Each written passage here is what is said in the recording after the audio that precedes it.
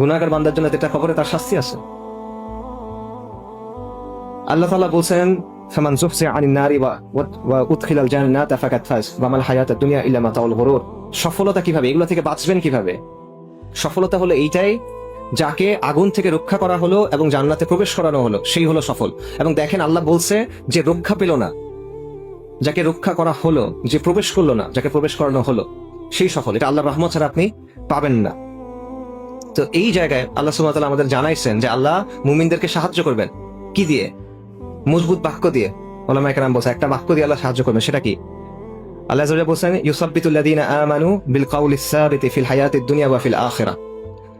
মহান আল্লাহ মুমিনদেরকে কাউলুস সাবিত, এটার মাধ্যমে দুনিয়ার জীবনে এবং আখিরাতে সুপ্রতিষ্ঠিত রাখবে। এই কাউলুস সাবিত কি? লা ইলাহা ইল্লাল্লাহ, তাওহীদ। কিন্তু লা ইলাহা ইল্লাল্লাহ খালি বললে হবে না, লা ইলাহা ইল্লাল্লাহ খালি বললে হবে না, এটা পরীক্ষা দিতে হবে, আল্লাহ যাচাই করবে। এটা আমার কথা না, আল্লাহ সুবহানাহু ওয়া তাআলা বলছেন। আল্লাহ সুবহানাহু ওয়া তাআলা বলছেন আহাসিবান নাসু আইয়ুতরাকু আইয়াকুলু আমান্না ওয়া হুম লা ইয়াফতানুন। তোমরা কি মনে করছো যে তোমরা বলবো আমান্না, আমরা ঈমান আনছি, তারপর তোমাদের অব্যাহতি দেওয়া হবে? হবে না। আল্লাহ সুবহানাহু ওয়া তাআলা পরীক্ষা নেবেন। ওয়ালাকাদ ফাতান্নাল্লাযীনা মিন ক্বাবলিহিম, আল্লাহ তাদের পূর্ববর্তীদের পরীক্ষা নিয়েছিলেন। আল্লাহ পরীক্ষা করে দেখবেন যে কে সত্যবাদী এবং কে মিথ্যাবাদী। এটা মনে করেন না যে আপনি আজকে মুখস্থ করে গেছেন পরীক্ষার সময় পরীক্ষার জবাব দিয়ে বের হয়ে আসছেন, ব্যাপারটা এমন না। আল্লাহ যাচাই করবেন, আল্লাহ যাচাই থেকে আপনি বের হইতে পারবেন না। এখানে কোনো দুই নম্বরই করার সুযোগ নাই, এখানে কোনো ধোঁকা দেওয়ার সুযোগ নাই, এখানে কোনো বুঝ দিয়ে বের হয়ে আসার সুযোগ নাই। এবং আল্লাহ কিভাবে পরীক্ষা করবেন? নানাভাবে পরীক্ষা করবেন। একটা পরীক্ষার কথা আমরা আগেই বলছি, লা তুবলাউন্না ফি আমওয়ালিকুম ওয়া আনফুসিকুম। আল্লাহ আপনাদের, আমাদের জান এবং আমাদের জীবন দিয়ে আমাদেরকে পরীক্ষা করবেন। বিষয়টা বুঝেন ভাই। আপনি শুধুমাত্র লা ইলাহা ইল্লাল্লাহ বলছেন, এটাতে মনে করেন না যে আপনি সব পাকড়াও থেকে বেঁচে যাচ্ছেন। এটাতে মনে করেন না যে আপনি পরীক্ষা থেকে পার হয়ে গেছেন। এটাতে আমি যেটা মনে না করি যে হ্যাঁ আমি সফল হয়ে গেছি। আপনার পরীক্ষা অবশ্যই দিতে হবে, আপনাকে যাচাই অবশ্যই করা হবে। আল্লাহ আযজা ওয়া জাল যে জিনিসটার কথা দিচ্ছেন এটা অনেক মূল্যবান জিনিস, সস্তা কিছু না। জান্নাত, চিরস্থায়ী জান্নাত, এই জিনিসটা সস্তা কিছু না, এটা আল্লাহ সস্তাতে দিবেন না। দামি জিনিসের সওদা কখনো সস্তায় হয় কিনা? কখনো হয় না। দামি জিনিস কি সবাই পেয়ে যায় কিনা? পায় না। বেছে বেছে কিছু মানুষকে সেটা দেওয়া হয়। এখানেও সেটাই হবে। এগুলো আমি কেন বলতেছি? কারণ হলো বাস্তবতা হলো এখানে আজকে আমরা সবাই একসাথে আছি, আখিরাতে আমরা একসাথে থাকবো কিনা আমরা তো জানি না ভাই। আমরা এখানে কারা জান্নাতে যাব কারা জাহান্নামে যাবো আমরা তো জানি না। আপনি যার সাথে একসাথে পাশে বসে আছেন, আপনার পাশের লোকটা জান্নাতে যাবে না জাহান্নামে যাবে, আপনি কই যাবেন আপনি তো জানেন না। এক জামাতের লোক, এক সংগঠনের লোক, এক কাতারে দাঁড়ায় থাকা লোক, একজনের কাছে আনুগত্য করা লোক, আমরা জানি না আমরা একসাথে আখিরাতে থাকবো কিনা, আমরা জানি না আমরা সফল হতে পারবো কিনা। এই বিষয়টা আমাদের সবার খাস করে চিন্তা করা উচিত, সবার জন্য। মৃত্যু আসবে অবশ্যই, আমি মরবো, আপনি মরবেন, কোনো সন্দেহ নাই। কিন্তু এই মৃত্যুটাকে আমরা ভুলে আসি। আমরা জানি মৃত্যু আসবে, কিন্তু যখন হঠাৎ করে কোনো ঘটনা ঘটে তখনই মৃত্যু আমাদের চিন্তায় আসে, বাকি সময় আসে না। অথচ ব্যাপারটা তেমন হওয়ার কথা ছিল না। ব্যাপারটা হওয়ার কথা ছিল সবসময় আমরা আখিরাতের কথা চিন্তা করতেছি, সবসময় মৃত্যুর কথা আমার স্মরণে আসে। ব্যাপারটা তো এমন হওয়ার কথা ছিল, কিন্তু আমাদের এটা নাই। কারণ ওই যে আমাদের ফোকাসটা সরে গেছে। আমাদের কাছে দুনিয়া অনেক অনেক বেশি গুরুত্বপূর্ণ আখিরাতের চাইতে। আমরা যত সিদ্ধান্ত নেই সেটা আমরা দুনিয়াবী জায়গা থেকে চিন্তা করি। আর আমরা সবকিছু শেষ হয়ে যাওয়ার অল্প যে সময়টা থাকে ওইটা একটু দিনের জন্য কাছে হয়তো বা করি, তারপর নিজেকে মনে করি যে আমি অনেক কিছু করছি দিনের জন্য, আমি অনেক বড় দিনদার, আমি দিনের অনেক বড় খেদমত করে ফেলছি, আল্লাহ মাফ করেন। আপনার পরীক্ষা আসতেছে, আপনার জন্য মৃত্যুর কষ্ট আসতেছে, সাকারাতুল মাউত সত্য। মৃত্যুর কষ্ট আপনার জন্য আসতেছে, আপনার মার জন্য আসতেছে, আপনার বাবার জন্য আসতেছে, আপনার সন্তানের জন্য আসতেছে। এর থেকে কোনো মুক্তি নাই যদি না আপনি শাহাদাত পান।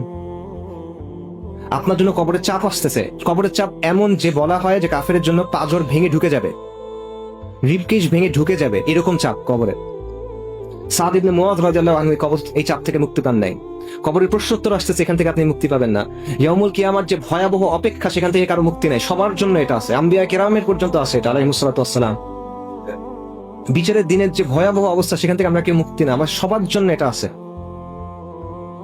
আমরা দুনিয়াতে শুধুমাত্র বলবো আমরা ঈমান আনছি, লা ইলাহা ইল্লাল্লাহ, এতটুকু হবে না, আমাদের পরীক্ষা দিতে হবে। আমি আপনাদের এই কথাটা বলে শেষ করি, আপনারা এটা খাস ভাবে চিন্তা করেন কিভাবে পরীক্ষা দিচ্ছেন সাহাবীরা। শুরুতে বলছি, এবার একটা উদাহরণ শুনেন। সাহাবী সুহাইব ইবনু সিনান, উনি সুহাইব আর রুমি নামে পরিচিত। আর রুমি মানে রোমের লোক।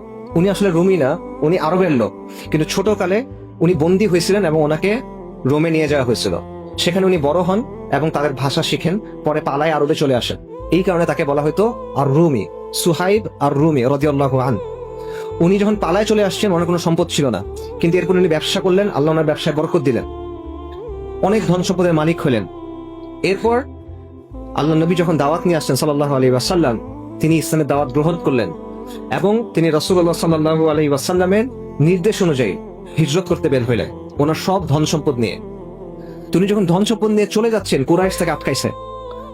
কুরাইশ বলতেছে যে তুমি দরিদ্র অবস্থায় আমাদের কাছে আসছিলা, আমাদের কাছে ব্যবসা করে তুমি আজকে এত ধন সম্পদ বানাইছো, তোমাকে আমরা যাইতে দিব না।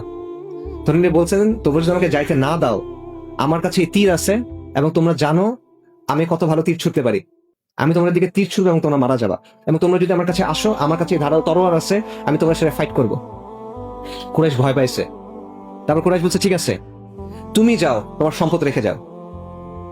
আমরা কি করতাম বলেন? আমরা একটা নেগোশিয়েট করার চেষ্টা করতাম, আচ্ছা ঠিক আছে আমার সম্পদের অল্প কিছু নাও, অল্প কিছু আমাকে দাও, 50-50, রাইট? এরকম কিছু একটা আমরা করতাম। সোহেব আর রুমি বলছে, ঠিক আছে সব সম্পদ নাও।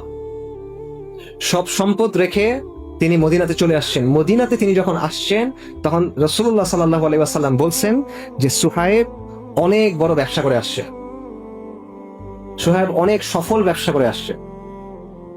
এটা হলো সফলতা, যেই দুনিয়া কামাইছেন। আপনি চিন্তা করে দেখেন, একটা মানুষ বন্দী ছিল, সে পালায় আসছে, দরিদ্র, কিচ্ছু নাই, তার পথে ঘাটা ঘুমানোর মতো অবস্থা। এই ব্যক্তি বিশাল বড় কোটিপতি হয়ে গেছে, এই সবকিছু ছেড়ে চলে গেছে। আবার আমরা দুনিয়ার জন্য দিন ছাড়ি, আমরা যাই না বিভিন্ন জায়গায়, আমরা দুনিয়ার জন্য হিজরত করি। সাহাবায়ে কেরাম হিজরত করছে দিনের জন্য, আমরা দুনিয়ার জন্য হিজরত করি, সাহাবায়ে কেরাম হিজরত করছেন দিনের জন্য। আমরা দুনিয়ার কথা চিন্তা করে সিদ্ধান্ত নেই, সাহাবায়ে কেরাম চিন্তা করছেন দিনের জন্য। এবং এটাই হলো সফলতা, যেটা রাসূলুল্লাহ সাল্লাল্লাহু আলাইহি ওয়াসাল্লাম বলছেন। তো এই পরীক্ষা আমাদেরও আছে, আপনি মনে করেন না যে এই পরীক্ষা আমাদের শেষ। ওই সাহাবায়ে কেরামের সময় পরীক্ষা হয়েছে, আমাদের এখন আর পরীক্ষা নেই। এই পরীক্ষা আমাদের সবার আছে। এই পরীক্ষা প্রত্যেকে তার অবস্থান অনুযায়ী দিতে হবে। এইটা ভালোভাবে মাথায় রাখেন। এই পরীক্ষা আমরা পাশ করতে পারতেছি না, এই পরীক্ষা নিয়ে আমরা চিন্তাও করতেছি, আমরা বেখেয়াল হয়ে আছি। আমরা মৃত্যুর কথা চিন্তা করতেছি না, আমরা আমাদের আখিরাতের কথা চিন্তা করতেছি না, আমরা আল্লাহ আযজা ওয়া জাল্লার সামনে গিয়ে কি বলবো সেটা আমরা চিন্তা করতেছি না, এবং এই পরীক্ষা আমরা কিভাবে পার হয়ে যাব সেটা নিয়ে আমরা চিন্তা করতেছি না। তো আমরা যদি এটা চিন্তা না করি, আল্লাহ আমাদের জানাই দিচ্ছেন আপনার জন্য কি আছে, আপনার মৃত্যুর সময় কি হবে, মৃত্যুর পর কি হবে, কবরে কি হবে, বারজাকের জীবনে কি হবে, ইয়াউমুল কিয়ামাতে কি হবে, এবং অনন্তকালের জন্য কি হবে, প্রতিটা জিনিস আল্লাহ আপনাকে জানাই দিচ্ছেন।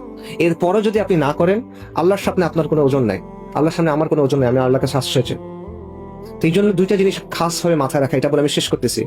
সেটা হলো, প্রথমত ব্যক্তিগত পর্যায়ে আপনার আমলের ব্যাপারে আপনি সতর্ক হন। এটা খাস ভাবে প্রথমে আমি আমার নিজের জন্য বলতেছি, যে নিজের আমলের ব্যাপারে সতর্ক হওয়া, নামাজে খুশু খুশু আনা, কোরআনকে সময় দেওয়া, নফল ইবাদত বাড়ায় দেওয়া, এবং নিজের মুখটাকে নিয়ন্ত্রণ করা। এটা নিয়ন্ত্রণ না করার কারণে আমরা অনেক বেশি গুনাহ করে ফেলি।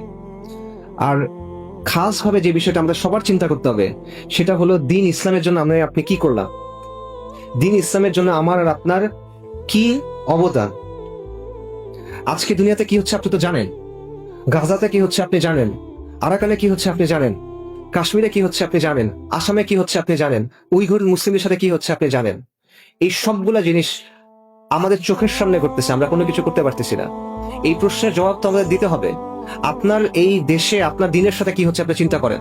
নবী সাল্লাল্লাহু আলাইহি ওয়াসাল্লামের ব্যাপারে যেই আক্রমণগুলো হচ্ছে, সেগুলো আপনার সামনে করতেছে, এগুলো কোনো কিছুর ব্যাপারে আপনি জানেন না এমন না। তো এই সব কিছুর পরে এই জবাবটা আপনাকে দিতে হবে। তাহলে আল্লাহকে গিয়ে আপনি কি বলবেন বলেন? আপনি যদি কোনো কিছুই না করেন দিনের জন্য কোনো চেষ্টা না করেন, সামগ্রিকভাবে কোনো চেষ্টা না করেন, যে আমার যে জায়গাটাতে আমার জন্ম, যে জায়গাটাতে আমি বেঁচে আছি, যে সমাজের মধ্যে আমি বেঁচে আছি, এখানে দিন ইসলামের জন্য আমার কিছু একটা করা উচিত, এবং এটা আমার জীবনের একটা গুরুত্বপূর্ণ অংশ, এটা যদি আপনার মধ্যে না থাকে, এটাকে যদি আপনি বিন্দুমাত্র গুরুত্ব না দেন, আপনি আল্লাহর কাছে গিয়ে কি ওজর দিবেন বলেন? আমি আল্লাহর কাছে গিয়ে কি ওজর দিব বলেন? আমাদের আল্লাহর কাছে গিয়ে কি জবাব দেওয়ার থাকবে এটা বলেন? এই কথাগুলো আমি আপনাদের সামনে রাখতেছি, আবারও বলতেছি, এই কথাগুলো প্রথমত আমার জন্য এবং তারপর সবার জন্য। যদি এখানের মধ্যে ভালো কোনো কিছু থাকে, সেটা একান্ত আল্লাহর পক্ষ থেকে, এখানে যা কিছু ভুল এবং খারাপ সেটা আমার পক্ষ থেকে এবং শয়তানের পক্ষ থেকে। ওয়া আখিরু দাওয়ানা আলহামদুলিল্লাহি রাব্বিল আলামিন।